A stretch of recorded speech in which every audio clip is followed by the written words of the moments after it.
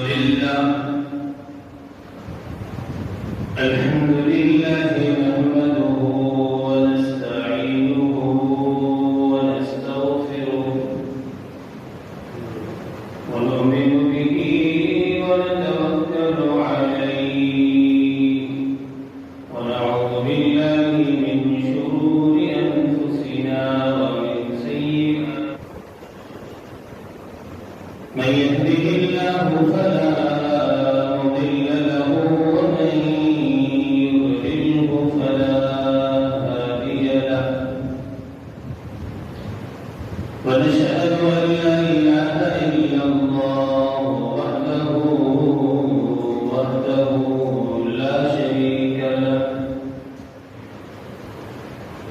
ونشهد أن سيدنا وسندنا ونبينا وشفيعنا وهادينا ومرشدنا ومولانا محمدا أحمدا عبده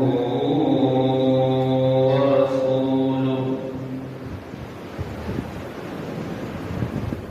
أما بعد فأعوذ بالله من الشيطان الرجيم بسم الله الرحمن الرحيم فقل تعالوا ندع أبناءنا وأبناءكم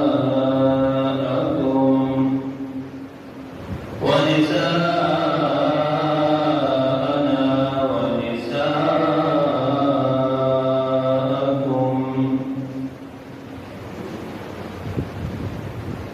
صدق الله مولانا العلي العظيم وصدق رسوله النبي الأمي الكريم ونحن على ذلك لمن الشاهدين والشاكرين والحمد لله رب العالمين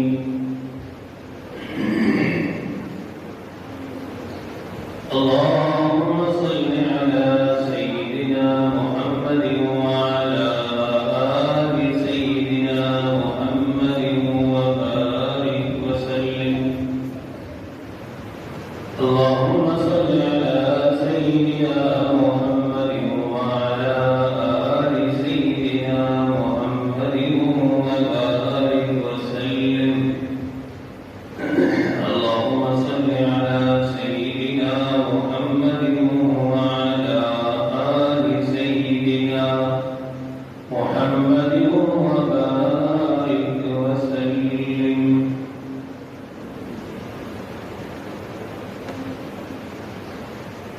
آج کی مجلس میں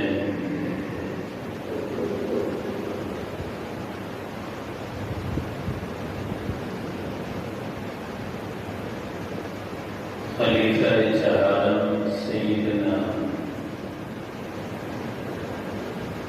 علی المرتضی رضی اللہ تعالیٰ عنہ کی شان میں کچھ باتیں عرض کروں۔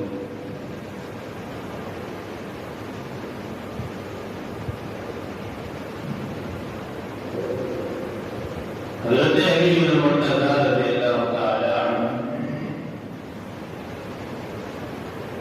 صحابہ کرام میں سے ایک عظیم مرتبے کے صحابی بھی ہیں، خلیفہ بھی ہیں،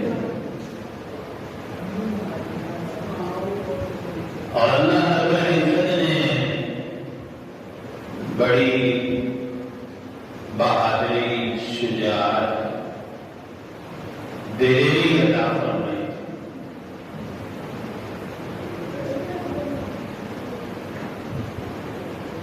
اپنی حیات طیبہ میں دلیری کا، شجاعت کا کوئی موقع ایسا نہیں ہے جو انہوں نے جیتا نہ ہو۔ اسد اللہ الغالب کا جو لقب ملا ہے وہ ایسے ہی ملا۔ اللہ کا شیر، بڑی بہادری، بڑی شجاعت تھی۔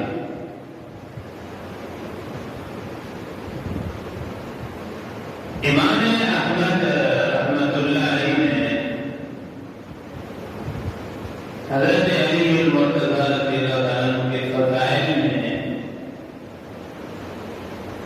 مستدرک حاکم کتاب ہے، بڑی عجیب بات لکھی ہے۔ فرماتے ہیں ما جاء لأحد من أصحاب رسول الله صلى الله عليه وسلم من الفضائل ما جاء لعلي بن أبي طالب رضي الله تعالى عنه۔ امام احمد فرماتے ہیں کہ جتنے فضائل، فضیلت، شان، مرتبہ حضرت علی کا بیان کیا گیا ہے، اتنا کسی اور صحابی کا مرتبہ شان بیان نہیں کی۔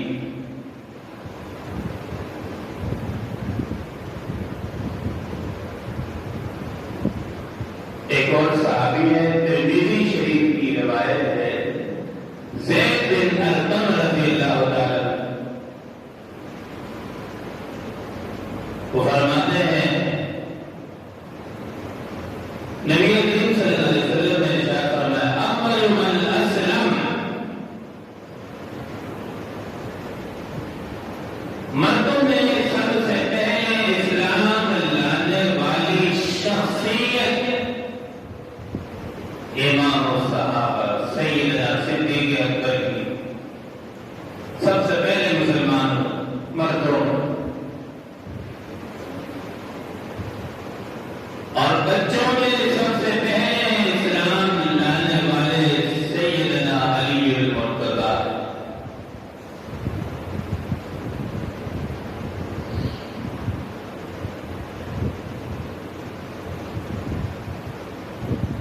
سعد بن ابی وقاص روایت فرماتے ہیں، حدیث مبارکہ میں آیا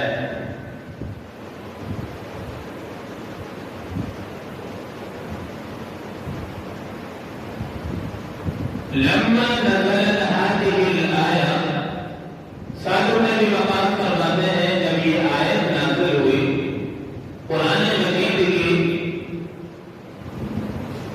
فقل تعالوا ندعو أبناءنا وأبناءكم ونساءنا ونساءكم، یہ آیت نازل ہوئی تو نبی کریم صلی اللہ علیہ وسلم نے دعا رسول اللہ صلی اللہ علیہ وسلم، آپ صلی اللہ علیہ وسلم نے فرمایا فاطمة حسنا و حسینا، حضرت علی کو بلایا، حضرت فاطمہ کو، حضرت حسن حسین کو۔ یہ آیت نازل ہونے کے بعد ان حضرات کو بلا کر پیارے آقا نے فرمایا اللہم ہؤلاء لأہلی، فرمایا اللہ یہ میرے اہل و عیال ہیں، حضرت حسن حسین فاطمہ حضرت علی رضی اللہ تعالیٰ عنہ کے متعلق فرمایا۔ اب ان حضرات کو بلانے کا مقصد کیا تھا؟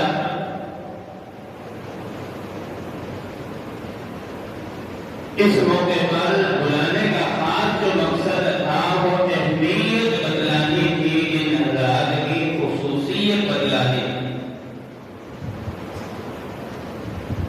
حالانکہ پیارے آقا صلی اللہ علیہ وسلم کی 11 ازواج مطہرات ہیں،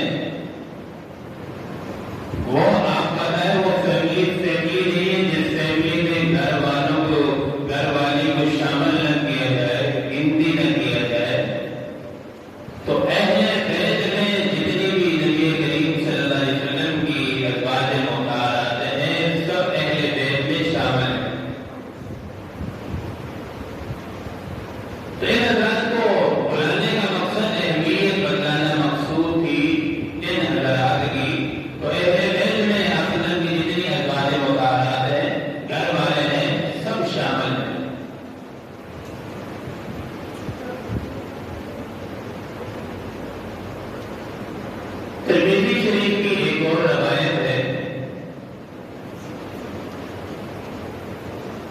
نبی کریم صلی اللہ علیہ وسلم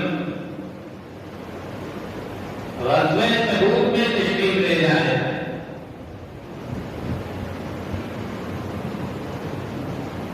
کیونکہ میں نے شروع میں عرض کیا کہ جتنی جنگیں ہوئی، چاہے وہ غزوہ خندق ہے، تبوک ہے، احد ہے، کوئی بھی جتنی جنگیں ہوئی، سب میں پہلے بھاگنے والے، پہنچنے والے حضرت علی المرتضیٰ، کسی جنگ میں پیچھے نہیں گئے۔ اب یہ غزوہ تبوک کا موقع ہے، نبی کریم صلی اللہ علیہ وسلم کے ساتھ علی المرتضیٰ بھی موجود ہیں، حضور تشریف لے جا رہے ہیں جنگ کے لیے، لڑنے کے لیے۔ پہلے آقا نے فرمایا کہ علی آپ یہاں رک جاؤ،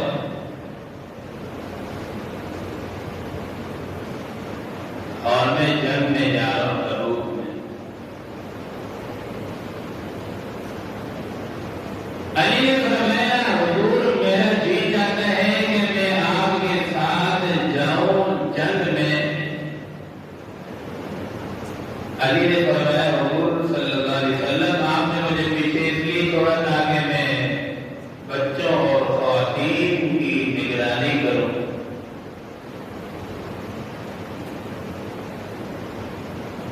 حضرت علی کے جواب میں پہلے آقا نے بڑا بہترین خوبصورت جملہ ارشاد فرمایا،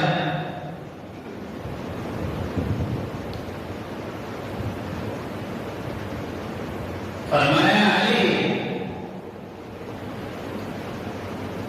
ان تکون منی بمنزلۃ ہارون و موسیٰ، کہ علی کہ آپ اس بات میں راضی نہیں ہو، خوش نہیں ہو، میں نے آپ کو وہ مرتبہ، وہ جگہ دی ہے جو جگہ ہارون علیہ السلام کی، حضرت موسیٰ علیہ السلام کی۔ ہارون علیہ السلام جب موسیٰ علیہ السلام جب کوہ طور پر جا رہے تھے تو پیچھے اپنی جگہ، اپنا قائم مقام حضرت ہارون علیہ السلام کو چھوڑ کر کے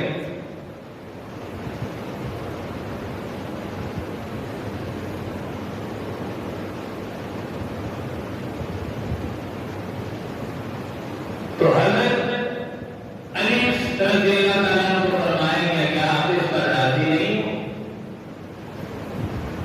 کہ جو مقام موسیٰ علیہ السلام نے ہارون علیہ السلام کو دیا وہی مقام میں آپ کو دے دو، اپنی جگہ کے پیچھے اپنا نائب جانشین چھوڑ کر جاؤ۔ لیکن اس کے ساتھ ہی فرمایا حضور نے کہ میں اپنے جانشین کو چھوڑ کے جا رہا ہوں، آپ کو قائم مقام کو چھوڑ کے جا رہا ہوں نائب بنا کر، لیکن یاد رکھنا انہ غیر لا نبی بعدی، میرے بعد کوئی نبی نہیں، یاد رکھنا ایسا نہ ہو میرے جانے کے بعد آپ میری نبوت پر بیٹھ جائے، ایسی بات نہیں ہے۔ میں آپ کو اپنا نائب جانشین ضرور بنا رہا ہوں، لیکن انہ لا نبی بعدی، میرے بعد کوئی نبی نہیں، اس بات کو واضح کرنا۔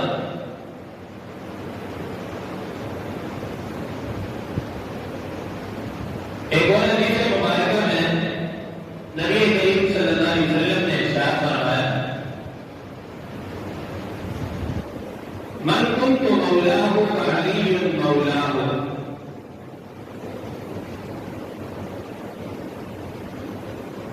یہ حدیث مبارکہ بڑی مشہور حدیث ہے۔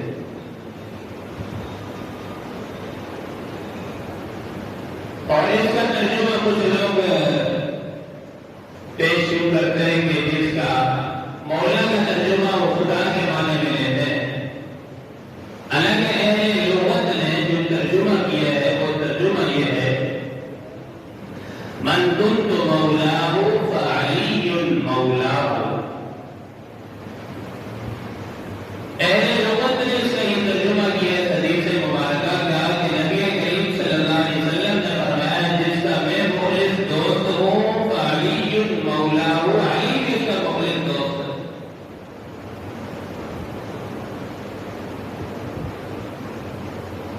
جس کا میں مخلص دوست ہوں، علی بھی اس کا مخلص دوست ہے. تو یہاں یہ معنی لینا مولا کا معنی خدا لینا اور خدا سے معنی میں لے کر یہ غلط ہے. مولا کا معنی جو ہے کہ لوگوں نے کیا وہ یہی ہے کہ جس کا بھی مخلص دوست ہو، علی بھی اس کا مخلص دوست. غزوہ خیبر کا موقع ہے. کافی دن گزر چکے ہیں، حضور صلی اللہ علیہ وسلم جنگ لڑے، صحابہ کرام بھی جنگ لڑے، لیکن فتح نہیں ہوئی.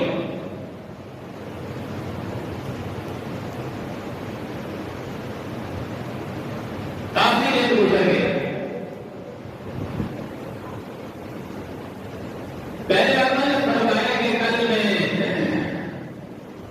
ایسے آدمی کے ہاتھ میں جھنڈا دوں گا، پرچم،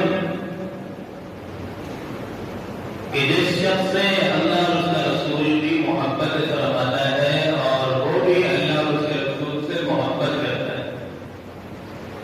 اور جیسے ہی اللہ اس کے ہاتھ میں دوں گا تو انشاءاللہ اللہ کے حکم سے یہ جنگ ہم جیت جائیں گے، یہ جنگ فتح ہو جائے گی.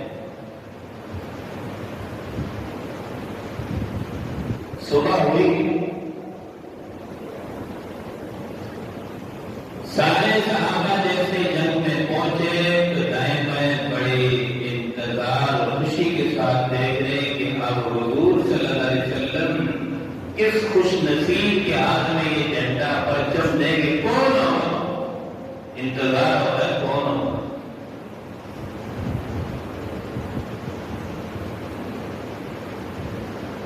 حضور صلی اللہ علیہ وسلم نے فرمایا کہ علی کو بلاؤ، علی کہاں ہے؟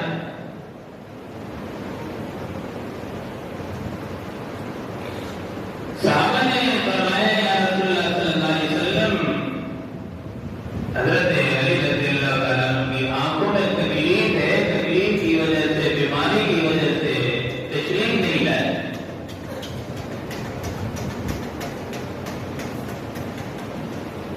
ان کو آنکھوں کی تکلیف ہے، اس کی وجہ سے آئے نہیں، حاضر نہیں.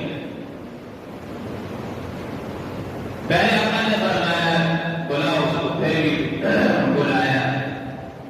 حضرت علی رضی اللہ تعالیٰ تشریف لائے. پہلے آپ نے اپنا لعاب مبارک نکال کر حضرت علی کی آنکھوں پہ لگایا. حضرت علی کی آنکھیں بالکل ٹھیک ہو گئی، بلکہ پہلے سے زیادہ بینائی تیز ہو گئی. ٹھیک ہونے کے بعد پرچم حضرت علی رضی اللہ تعالیٰ عنہ کے ہاتھ میں لیا اور جنگ لڑی بڑی بہادری کے ساتھ. یہاں تک کہ اللہ تعالیٰ نے اس جنگ میں فتح عطا فرما لی، جنگ جیت گئی.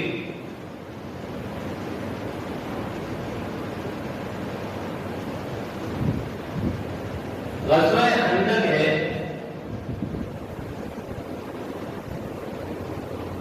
درمیان میں بڑے بڑے خندقیں کھودی گئی. انہیں کافر ہے لیکن مسلمان ہے.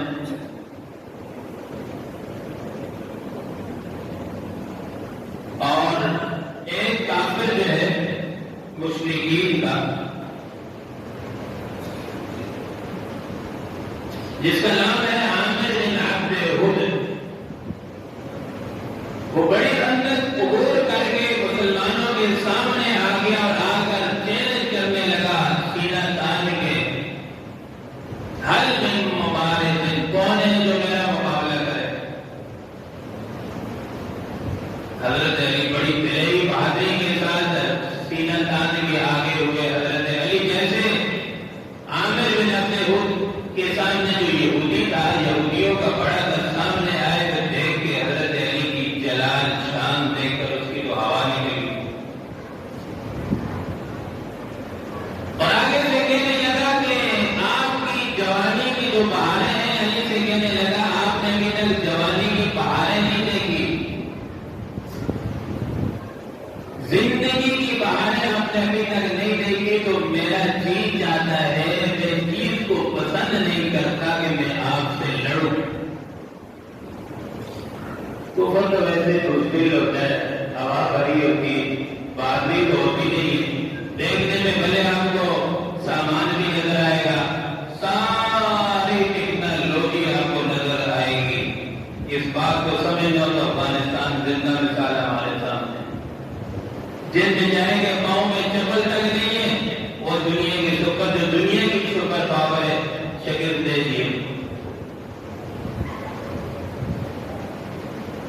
خیر یہودی نے دیکھا اور کہنے لگا حضرت میرا جی چاہتا ہے میں آپ سے نہیں لڑنا چاہتا۔ حضرت علی نے فرمایا صبر کر پتر، آ سامنے، میرا جی چاہتا ہے میں تیرے ساتھ لڑوں، تیرا جی چاہے یا نہ چاہے، اب میدان میں آ چکا تو آ۔ حضرت علی نے تلوار اٹھائی، ایک ہی وار کیا، قتل ختم کر دیا۔ کافروں نے جب دیکھا اوئے تو ہمارا سردار گیا، سب کی ہوا لیک ہوگی وہیں پر۔ عامر بن عبد کے ساتھ ایک اور بھی مشرک تھا، وہ بھی ساتھ آیا ہوا تھا، خندق کے نیچے گرا ہوا، حضرت علی نے دیکھا، اس پر بھی وار کر کے اس کو بھی ختم کر دیا۔ تو حضرت علی المرتضیٰ نے جتنی جنگیں لڑی، بڑی بہادری، بڑی دلیری کے ساتھ، جرأت کے ساتھ لڑی۔ اب کافروں کی تعداد 10,000 کے قریب ہے اور ادھر مسلمانوں کی تعداد 3,000، ڈبل بھی نہیں ہے، ٹرپل بھی نہیں ہے، کتنی زیادہ ہے، چلو برابر ہوتی تو جنگ سمجھ آتی ہے، لیکن پھر بھی جنگ مسلمان جیت گئے۔ کیا تھا؟ ایمان کی طاقت۔ ایک اور جنگ کا موقع ہے، بات کو سمیٹنا وقت پورا ہو گیا۔ حضرت علی المرتضیٰ رضی اللہ تعالیٰ عنہ کے جنگ میں شریک ہیں۔ مرحب نام کا یہودیوں کا بڑا سردار تھا اور اس کی طاقت اتنی مشہور تھی کہ 1,000 آدمیوں کے برابر طاقت رکھتا۔ آگے علی پہلوان شان ارادہ ہوئے میدان میں اعلان کرتا ہے، حل من مبارک، کون ہے جو میرا مقابلہ کر سکے، آؤ مسلمانوں۔ حضرت علی نکلے لشکر سے سیدھا آگے، سینہ تان کے کھڑے ہو گئے، اور وہ یہودی کہتا تھا کہ میری ماں نے میرا نام مرحب رکھا ہے۔ علی نے فرمایا کہ میری ماں نے میرا نام حیدر رکھا ہے۔ حیدر کا معنی ہے شیر۔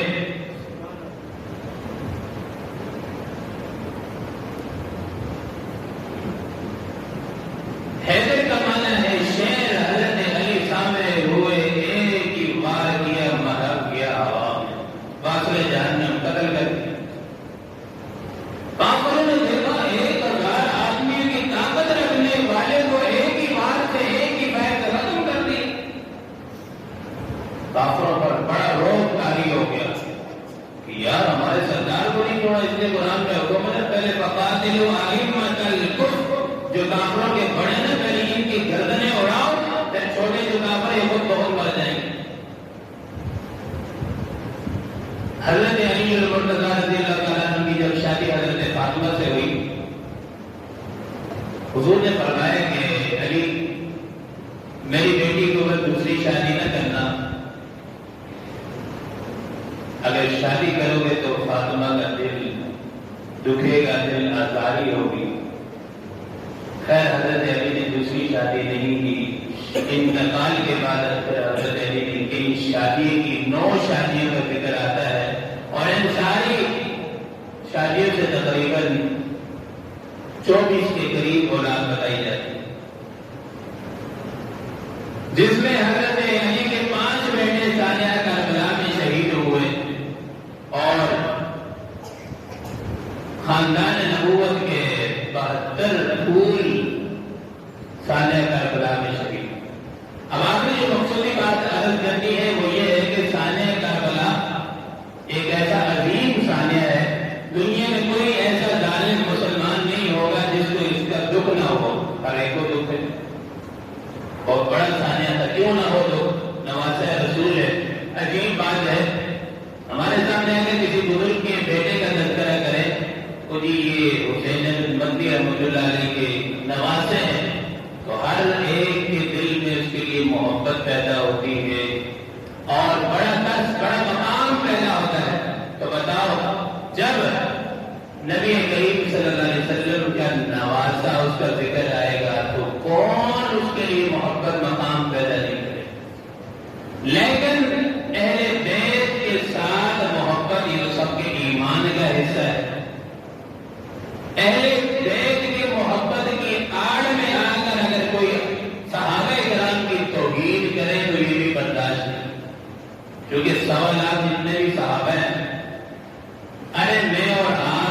کوئی کالا کون ہوتا ہے کہ اس صحابہ کو کسی ترازو میں تولے؟ کسی کی حیثیت کیا ہے؟ جب اللہ نے خود صحابہ کو پاس فرما دیا اولئک الذین امتحن اللہ قلوبهم للتقوی، اللہ نے خود سارے صحابہ کو پاس فرما دیا ہے وَكُلًّا وَعَدَ اللَّهُ الْحُسْنَى، جتنے بھی صحابہ ہیں سب کے ساتھ وعدہ فرمایا کہ سب جنتی ہے اور سب جنت میں جائے، باقی کون ہوتا ہے بک بک کرنے والا؟ تو ثانیہ کربلا کی آڑ میں آ کر صحابہ پر تان و تشریح کرنا یہ ٹھیک نہیں ہے۔ بات سمیٹ رہا ہوں، صحابہ کا دفاع خود اللہ نے بھی کیا۔ قرآن پاک میں فرمایا جب ایمان لاؤ تو کافروں نے کہا کہ ہم ان بیوقوفوں کی طرح ایمان لائے۔ اللہ نے فرمایا بیوقوف تم نہیں ہو، صحابہ نہیں ہے، اللہ انہم هم السفہاء، تم خود بیوقوف ہو۔ اور پہلے اللہ نے خود بھی صحابہ کا دفاع کرا، من سب اصحابی فقولوا لعنۃ اللہ، پہلے اللہ نے فرمایا کہ جو بھی میرے صحابہ پر گالیاں یا برا بلا کہے تو اس کو کہو فقولوا لعنۃ اللہ علی شرکم، اس شر پر جو تم برا بلا کہہ رہے ہو تمہارے اس شر پر لعنت ہو۔ تو سارے صحابہ پاکیزہ تھے، محفوظ تھے، اور سارے کے سارے صحابہ جنتی ہیں۔ اہل بیت کے ساتھ محبت ایمان بھی ہے، اور اسی طریقے سے صحابہ سے بھی محبت ایمان کا حصہ ہے۔ اللہ رب العزت ہم سب کو صحابہ کرام کے نقش قدم پر اور صحابہ